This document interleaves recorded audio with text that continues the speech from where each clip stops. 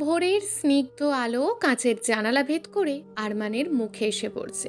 বাইরে নাম না জানা পাখিদের কিচিরমিচির শব্দ, হালকা শীতল বাতাস পর্দাগুলোকে আলতো করে তুলিয়ে দিচ্ছে। মায়া বিছানায় চাদরের নিচে নগ্ন অবস্থায় শুয়ে সিলিংয়ের দিকে এক দৃষ্টিতে তাকিয়ে আছে। ভাবছে জীবনটা কেমন অদ্ভুত। যে মানুষটার উপস্থিতি একসময় ওর সবচেয়ে বড় শান্তি ছিল, আজ সেই মানুষটার উপস্থিতিতেই ওর বুকের ভিতর জমে থাকা ক্ষোভগুলোকে তীব্র করে তোলে। গত রাতের প্রতিটা মুহূর্ত এখনো মায়ার শরীর জুড়ে স্পষ্ট, অথচ মনটা ভরে আছে অজানা এক শূন্যতায়। চোখ থেকে 2 ফোঁটা পানি গড়িয়ে পড়ল। সেই চোখের পানি মুছে মুখের ভঙ্গি শক্ত করে উঠে বসলো মায়া। টান মেরে গায়ে থেকে সাদা ধপধপে চাদরটা ফেলে দিল। তারপর উঠে দাঁড়িয়ে ফ্লোর থেকে ওর পোশাকগুলো তুলে নিয়ে ওয়াশরুমে প্রবেশ করলো। আরমান তখনও গভীর ঘুমে মগ্ন। কিছুক্ষণ পরই মায়া বেরিয়ে এসে নিজের পার্স ও মোবাইল তুলে নিয়ে এগিয়ে গেল দরজার দিকে।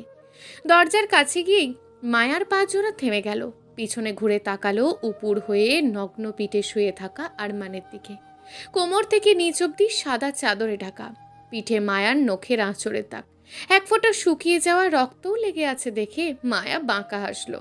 মনে মনে বলল, খেলাটা তাহলে রক্ত দিয়েই শুরু হলো মিস্টার আরমান শাহরিয়ার। এটা তো সবে শুরু। এবার আমি আপনাকে বোঝাবো আপনজন হারানোর যন্ত্রণা ঠিক কতটা ভয়ঙ্কর হতে পারে। তছনছ করে দেব আপনার পুরো রাজত্ব, আর সবশেষে কেড়ে নেব আপনার সবচেয়ে প্রিয় জিনিসটা, আপনার ভালোবাসা, আপনার পিচ্চি মায়াবতীকে, যার জন্য আপনি আমাকে ছেড়েছেন। মনে মনে কথাগুলো বলেই মায়া ওখান থেকে চলে গেল। শাহরিয়ার ইন্ডাস্ট্রির অ্যান্ড ফ্যাশন হাউস। আরমান নিজের অফিসের কেবিনে দক্ষিণ পাশের বিশাল কাঁচের দেওয়ালের সামনে নিশ্চুপ হয়ে দাঁড়িয়ে আছে। 2 হাত প্যান্টের পকেটে গুজে রাখা, দৃষ্টি স্থির বাইরের ব্যস্ত শহরের দিকে। মুখ জুড়ে গম্ভীরতার ছাপ। 10 তলার উচ্চতা থেকে নিচের রাস্তা, দোকানপাট আর ছুটে চলা যানবাহনগুলোকে খেলনার মতন ছোট্ট দেখাচ্ছে। কাঁচের দেওয়ালের ওপাশে পুরো শহরটা ব্যস্ততায় ছুটে চললেও এপাশে দাঁড়িয়ে থাকা আরমানের চারপাশে বিরাজ করছে এক অদ্ভুত নীরবতা। হঠাৎই চারপাশে নীরবতা ভেঙে আরমানের ডেস্কে থাকা মোবাইলটা বেজে উঠল। আরমান মাথা ঘুরিয়ে কয়েক সেকেন্ড স্থির দৃষ্টিতে তাকিয়ে থেকে তারপর এগিয়ে এসে কলটা রিসিভ করলো। ওপাশ থেকে আওয়াজটা এলো, ওনার কন্ট্যাক্ট নাম্বারটা আমি আপনার হোয়াটসঅ্যাপে সেন্ড করে দিয়েছি বস, আর ওনার বর্তমান লোকেশন রায়হান আজমেরির অফিস। মায়া রায়হান আজমেরির অফিসে আছে, এইটুকুই যথেষ্ট ছিল আরমানের শরীরে আগুন ধরানোর জন্য। বাম হাতের মুঠো শক্ত করে জোরে এক ঘুষি মারল কাঁচের টেবিলটার ওপর। বিকট একটা আওয়াজের সাথে সব ভেঙে তছনছ হয়ে গেল। টেবিলটিতে থাকা ল্যাপটপ, ফাইল, পেন ইত্যাদি সব গড়াগড়ি খাচ্ছে ফ্লোরে। ওপাশ থেকে ইলিয়াস বিচলিত হয়ে জিজ্ঞেস করলো, হ্যালো বস, ঠিক আছেন আপনি? কিসের আওয়াজ ছিল এটা? আরমান শক্ত গলায় বলল, আই এম ওকে। তোকে যেটা বলেছি সেটা ভালো করে মনে রাখ। মায়া কি করে, কখন কোথায় যায়, কার সাথে মেশে, এই সব কিছুর ইনফরমেশন আমার চাই। চাই মানে চাই, বর্তমানেরও আবার গত 1 মাসেরও। আন্ডারস্ট্যান্ড? Yes boss. আর একটা কথাও বলার প্রয়োজন মনে করলো না আরমান, কলটা কেটে দিল। চেয়ারটা টেনে নিয়ে পায়ের ওপর পা তুলে বসলো।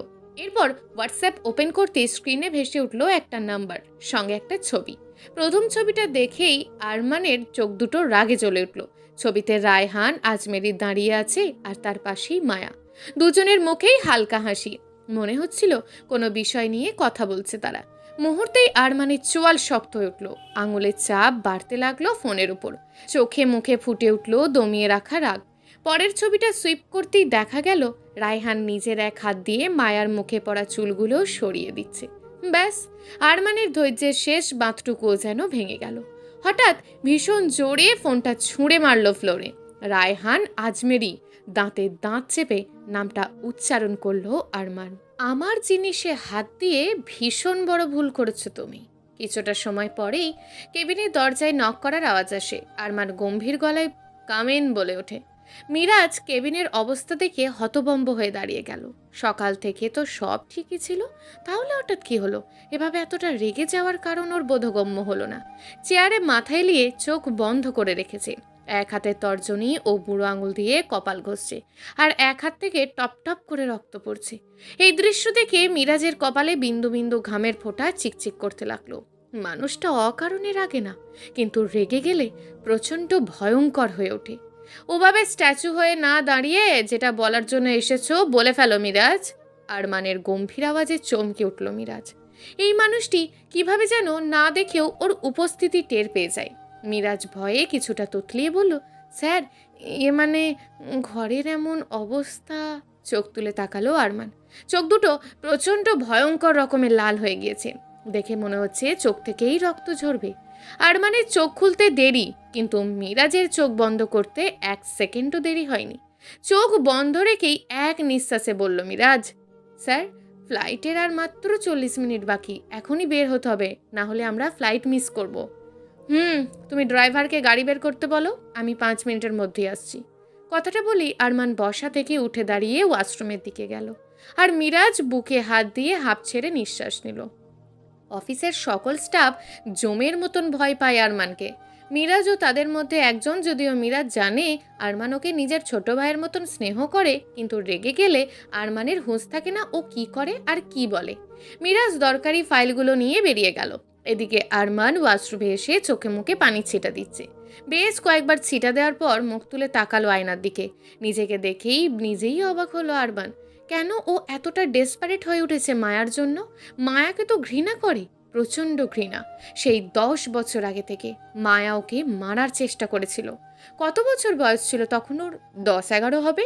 ওইটুকু একটা বাচ্চা মেয়ে ওকে মারার জন্য সুপারি নিয়েছিল। ভাবলেই অবাক লাগে। একটা তাচ্ছিল্যের হাসি ফুটে উঠল আরমানের ঠোঁটে। মনে পড়ে গেল সেই দিনটার কথা। আজ থেকে প্রায় 10 বছর আগে আরমান ফ্যামিলি ট্যুরে দার্জিলিং গিয়েছিল। গধূলি বিকেলের দিকে একা একটু ঘুরতে বেরিয়েছিল গাড়ি নিয়ে। পাহাড়ি আঁকাবাঁকা রাস্তায় আপন মনে ড্রাইভ করছিল। তখনই হঠাৎ ওর দৃষ্টি যায় একটা বাচ্চা মেয়ে ওর গাড়ির ঠিক সোজাসুজি ছুটে আসে, একটা বিড়ালের ছানাকে ধরার আশায়। আর তার ঠিক পাশ দিয়ে আসছে আরও একটা বড় গাড়ি। আরমান সেদিন মেয়েটাকে বাঁচাতে গিয়ে সামনে থেকে আসা গাড়িটির সাথে ধাক্কা খায়। ছিটকে বেরিয়ে আসে ও। আরমানের গাড়িটা খাদে পড়ে যায়, আর সামনে থেকে আসা গাড়িটা ওর গাড়িটাকে ধাক্কা দিয়ে সোজা বেরিয়ে চলে যায়। আরমান একটু অবাক হয়েছিল সেদিন, এত বড় একটা অ্যাক্সিডেন্ট হয়ে গেল আর গাড়ি চালক একবারও পিছন ঘুরে দেখারও প্রয়োজন মনে করলো না। বেশ অনেকটা আহত হয়েছিল ও সেদিন। বেশি আঘাত ওর মাথায় লেগেছিল, গড়গড় করে রক্ত বেরিয়ে আসছিল, কিন্তু ওর কানে আসে একটি বাচ্চা মেয়ের কান্নার আওয়াজ। ঝাপসা চোখে তাকায় আরমান। যেই মেয়েটিকে ও বাঁচানোর জন্য নিজের প্রাণ এতটা ঝুঁকিতে ফেললো, সেই মেয়েটা পা ধরে কাঁদছে। আরমান অনেক কষ্টে উঠে দাঁড়িয়ে এগিয়ে গেল বাচ্চা মেয়েটির দিকে। তারপর ধপ করে হাসার চেষ্টা করে বলল, কিছুটা হাসার চেষ্টা করে জিজ্ঞেস করলো, পায়ে ব্যথা পেয়েছো পিচ্ছি মায়াবতী? মেয়েটি মাথা নাড়িয়ে বলল। ওর চোখে পানি টলমল করছে। কাঁদো কাঁদো গলায় বলল, কিন্তু আমার থেকেও তুমি তো বেশি ব্যথা পেয়েছো। আমার এইটুকু ব্যথায় যদি এতটা কষ্ট হয়, তাহলে ভাবছি তোমার কতটা কষ্ট হবে। আরমান নিজের মুখে হাসিটা ধরে রাখার চেষ্টা করি বলল, কে বলল আমার কষ্ট হচ্ছে? কেউ বলেনি, আমি তো অনুভব করতে পারছি তোমার কষ্ট। আরমান মেয়েটির গাল টিপে দিয়ে বলল, আচ্ছা, তুমি অন্যের কষ্ট অনুভব করতেও পারো বুঝি? পাকা বুড়ি একটা। নাম কি তোমার? আমার নাম মাইশা। ওয়াও, তুমি যেমন কিউট, তোমার নামটাও কিউট। আহ! চোখ খোলা রাখতে পারছে না আরমান। মাথায় আঘাত পাওয়া জায়গাটা ভীষণ ব্যথা করছে। তখন এই মাইসা নামের মেয়েটি ওর কাছে থাকা রুমালটা নিয়ে চেপে ধরলো আরমানের মাথায়। বিচলিত হয়ে বলল, প্রচণ্ড রক্ত বেরোচ্ছে, চলো তোমাকে হসপিটালে নিয়ে যাই। কষ্টের মাঝেও হাসলো আরমান। মজা করে বলল, তুমি আমাকে হসপিটালে নিয়ে যেতে পারবে? আমি তো উঠতেই পারছি না। তুমি আমাকে ধরে আমার ওপর ভর দিয়ে উঠে দাঁড়াও, তারপর আস্তে আস্তে চলো। কিন্তু 1 মিনিট, আমি তো হসপিটাল চিনি না, তুমি চেনো? আরমান দুদিকে মাথা নাড়িয়ে না বোঝালো। মেয়েটির মুখ কাঁদো কাঁদো হয়ে গেল। তখনই শোনা গেল আর একটি বাচ্চা মেয়ের কান্নারত স্বর, মাইশা আপু, মা ওখানে পড়ে গেছে। এই যে ভাইয়া, আমার মাকে বাঁচাও, আমার মা ওখানে পড়ে গেছে। কি বলছো, মা পড়ে গেছে মানে? হ্যাঁ মাইশা আপু, আমার মা ওখানে পড়ে গেছে। ও ভাইয়া ওঠো, চলো, আমার মাকে বাঁচাও প্লিজ। আমার মা ওখানে ঝুলছে, আর একটু হলে পুরো নিচে পড়ে যাবে। আরমান তাড়াহুড়ো করে অনেক কষ্টে উঠে দাঁড়ালো। মাইসা নামের মেয়েটি ধীর আওয়াজে বলল, কিন্তু মায়ার মা তো অনেক আগেই মারা গেছে।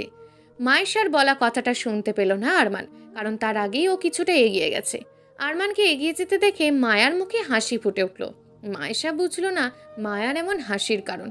মায়া মায়েশার কানের কাছে মুখে ফিসফিস করে কিছু একটা বলল, যেটা শুনে মায়েশা হতভম্ব হয়ে গেল। মায়া ছুটে গেল আরমানের পিছনে। এদিকে আরমান এগিয়ে চলেছে সেদিকে যেদিকে মায়া দেখিয়েছিল যে ওর মা পড়ে গেছে। পিছন থেকে মায়েশা চিৎকার করে ডাকছে, মায়া এমনটা করো না। আরমান টলতে টলতে এগিয়ে যাচ্ছে। চোখের সামনে সবকিছু কেমন দুলছে। কপাল বেয়ে গড়িয়ে পড়া রক্ত চোখের পাশ ঘেঁষে গাল পর্যন্ত নেমে এসেছে। তবুও ছোট্ট একটা মেয়ের আমার মাকে বাঁচাও এই কথাটা শুনে নিজের যন্ত্রণা ভুলে গেছে ও। পিছন থেকে মায়েশা কাঁদতে কাঁদতে চিৎকার করছে, তুমি দাঁড়াও, প্লিজ যেও না। কিন্তু সেই কান্না ভেজা আওয়াজ বাতাসে ভেসে এলো, আরমানের কানে স্পষ্টভাবে পৌঁছাচ্ছে না। মাথার ভিতর যেন বিকট শব্দ হচ্ছে, শরীরটাও আর নিজের নিয়ন্ত্রণ নেই। তখনই মায়া দৌড়ে এসে আরমানের হাত ধরে ফেলল। ছোট্ট মুখটায় ভয়ের অভিনয়, চোখে কৃত্রিম পানি। তুমি ওর কথা বাদ দাও, আগে আগে আমার মাকে বাঁচাও। আর একটু হলেই মা নিচে পড়ে যাবে। আরমান হাঁপাতে হাঁপাতে বলল, কোথায় কোথায় তোমার মা? মায়া দ্রুত হাত তুলে সামনের দিকটা দেখালো। পাহাড়ি রাস্তায় একপাশে ভাঙা গার্ড রেলের নিচে গভীর খাদ, সেখানে কুয়াশা জমে আছে, নিচে কিছুই ঠিক মতন দেখা যাচ্ছে না। মায়া কাঁদার ভান করে বলল, ওইখানে ওইখানে ঝুলছে। পিছন থেকে আবার মায়েশার কান্না মিশ্রিত চিৎকার ভেসে এলো, তুমি যেও না, প্লিজ থামো। মায়েশা পায়ে প্রচণ্ড ব্যথা পেয়েছে, তারপরও ও অনেক কষ্টে উঠে দাঁড়ালো। মায়া এবার দাঁতে দাঁত চেপে বিরক্ত চোখে পিছনে তাকালো। তারপর মুহূর্তেই আবার কাঁদো কাঁদো মুখ করে আরমানকে টেনে বলল, তাড়াতাড়ি চলো না, মা পড়ে যাবে। আরমান আর কিছু ভাবতে পারল না, আহত শরীর নিয়েই সামনে এগিয়ে গেল। পা টলছে বারবার, খাতটার একদম ধারে পৌঁছে নিচে তাকানোর চেষ্টা করলো। ঠিক তখনই আরমান কিছু বুঝে ওঠার আগেই মায়া তার ছোট্ট দুটো হাত দিয়ে জোরে ঠেলে দিল আরমানকে। আরমানের চোখ বিস্ফোরিত হয়ে উঠল, শরীরটা সোজা খাদে পড়ে যেতে লাগলো।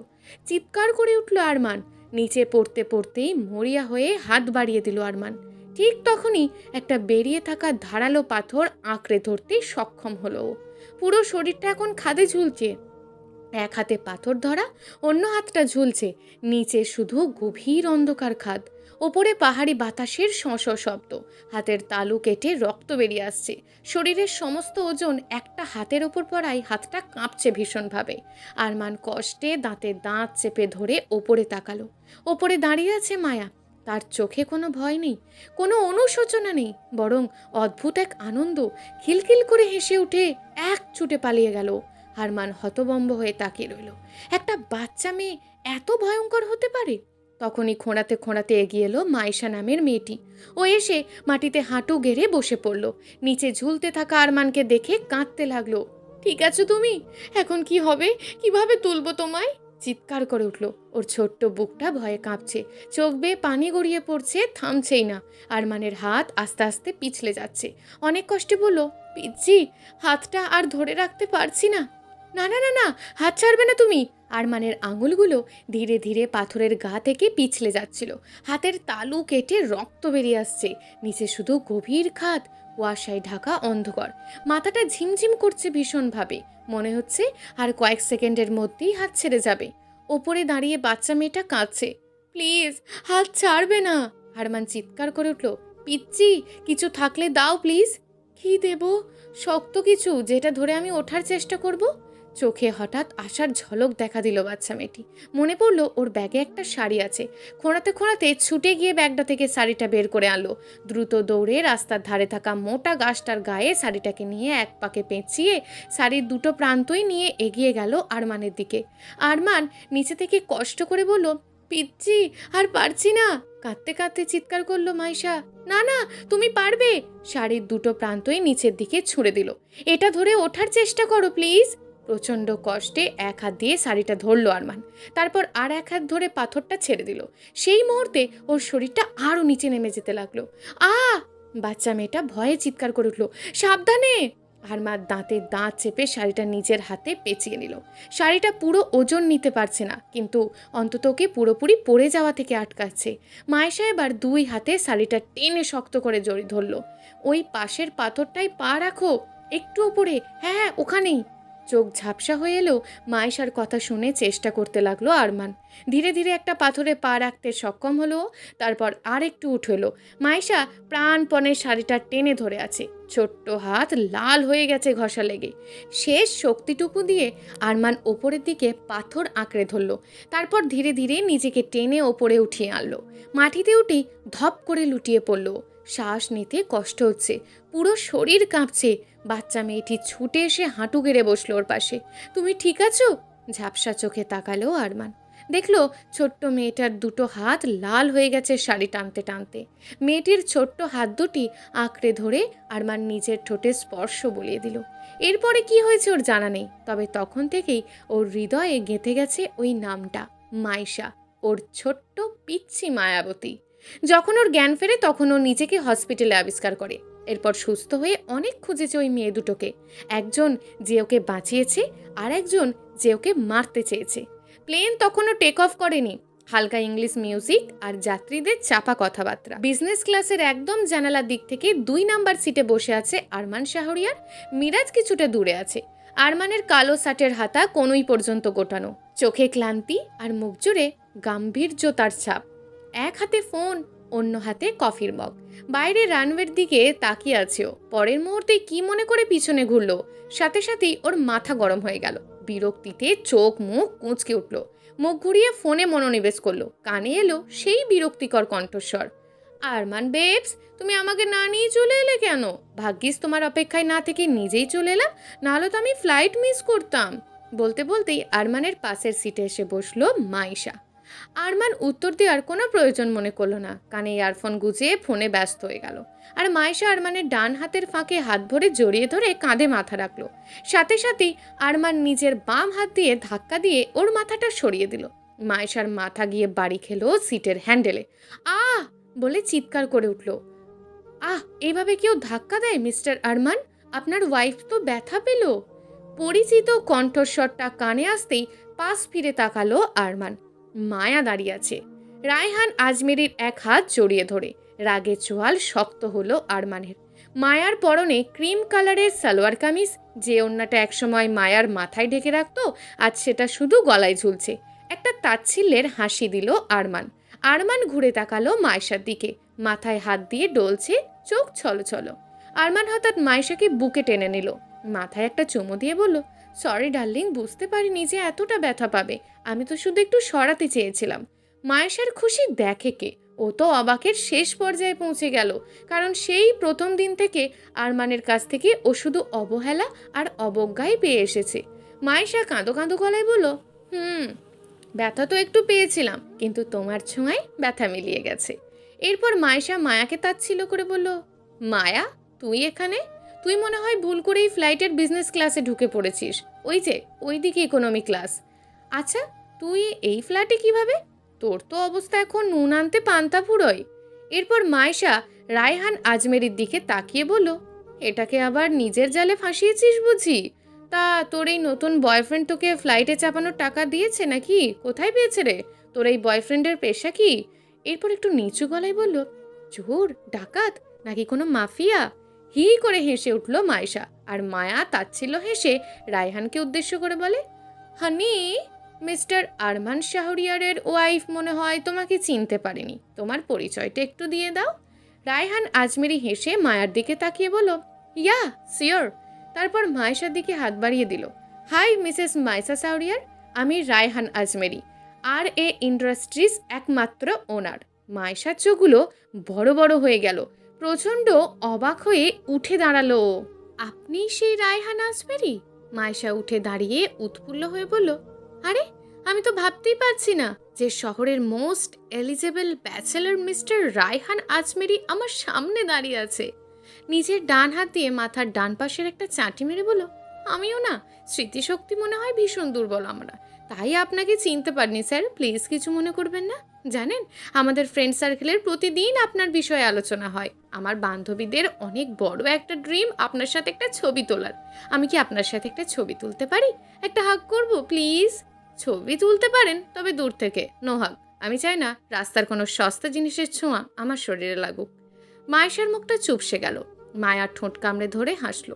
এদিকে মায়েশা মনে মনে ভাবলো, ওর যে আরমানের সাথে কোনো সম্পর্ক আছে বা ও যে ওদের বাড়িতে থাকে এটা ওর বান্ধবীরা কেউ জানে না। একদিন ওর আর আরমানের একটা ছবি দেখিয়েছিল, তাতেই ওরা ভীষণ অবাক হয়েছিল। তারপর থেকে বন্ধু মহলে মায়েশার মূল্য বেড়ে গেছে। এমনিতেই আরমানের মায়ের দেওয়া গাড়ি করে চলাফেরা, ব্র্যান্ডেড পোশাক পরা, এগুলোর বন্ধুদের চোখে পড়ে। আবার এখন যদি এই রায়হান আজমেরির সাথে একটু ক্লোজের ছবি তুলে দেখাতে পারলে ওর মূল্য আরও বেড়ে যাবে। রায়হান আজমেরি যা বলে বলুক, একটু অপমান করলে অসুবিধা নেই, ওর বন্ধুরা তো আর চোখে দেখতে পাচ্ছে না। কথাতেই আছে, কিছু পেতে গেলে কিছু হারাতে হয়। ও না হয় লাজ লজ্জা ভুলে একটু সম্মানই হারালো। মাইশা মুখে হাসি ফুটিয়ে বলল, আচ্ছা বাবা, বুঝেছি, দূর থেকেই তুলব। তবেই মনে হচ্ছে আপনি আপনার গার্লফ্রেন্ডের প্রতি ভীষণ লয়াল। এই যে হ্যান্ডসাম, গার্লফ্রেন্ডের দিক থেকে নজর সরিয়ে একটু এদিকেও নজর দিন। সামনে যে এতটা আকর্ষণীয় একজন নারী দাঁড়িয়ে আছে সেটা কি একবারও চোখে পড়ছে না? শেষ বাক্যটা রায়হানকে একটা চোখ টিপ মেরে বলল। আরমান রক্ত চোখে তাকিয়ে আছে মায়েশার দিকে, আর ঠোঁট কামড়ে হাসি আটকাচ্ছে। ভীষণ মজা পাচ্ছে ও আরমানের এমন অবস্থা দেখে। মায়েশার বলা কথাটা শুনে রায়হান হালকা হেসে ফেলল। আসলে কি বলুন তো মিসেস শাহরিয়ার, মায়ার চোখে চোখ রাখলো রায়হান। আমার নজর শুধু খাঁটি হীরের দিকেই চাই, কোনো কাঁচের টুকরোর দিকে নয়। এবার জোরেই হেসে ফেলল মায়া। আরমান তাচ্ছিল হেসে বলে উঠল, সব চকচকে জিনিস হীরা হয় না মিস্টার আজমেরি। কিছু জিনিস দূর থেকে দামি দেখালেও কাছে গেলে আসল মূল্যটা বোঝা যায়। আরমানের কথা শুনে মুহূর্তেই পরিবেশটা থমথমে হয়ে গেল। রায়হান আজমেরি শুধু হালকা হাসলো, কিন্তু মায়ার ঠোঁটের কোণে ফুটে উঠল কটাক্ষ মেশানো এক রহস্যময় হাসি। মায়া ধীরে ধীরে এগিয়ে এলো, তারপর মায়েশার দিকে তাকিয়ে ঠান্ডা গলায় বলল, এক্সকিউজ মি, তুমি আমার সিটে বসে আছো। মায়েশা ভুরু কুচকে তাকালো। হোয়াট? এই সিটটা আমার? বোর্ডিং পাস চেক করে দেখতে পারো। মায়েশা ঠোঁট বাঁকিয়ে হাসলো। তোর মতন মেয়েদের বিজনেস ক্লাসে ঢুকতে দেয় এটাই তো অনেক, এখন আবার সিটও দাবি করছিস? দাবি না, নিজের জিনিস নিজের কাছে চাইছি, অভ্যেস নেই বুঝি? দেখ মায়া, বেশি বাড়াবাড়ি করিস না। হা, বুঝতে পারছি আরমানের পাশে বসার শখ তোর আজও গেল না। ওইসব সস্তা শখ আমি রাখি না। হ্যান্ডসাম আর টাকাওয়ালা পুরুষ দেখলে তাদের গায়ে পড়া স্বভাব তোর থাকতে পারে, আমার নেই। মায়া এবার সরাসরি আরমানের দিকে তাকালো। আপনার ওয়াইফকে বোঝান, আমি অযথা সিন ক্রিয়েট করতে চাই না।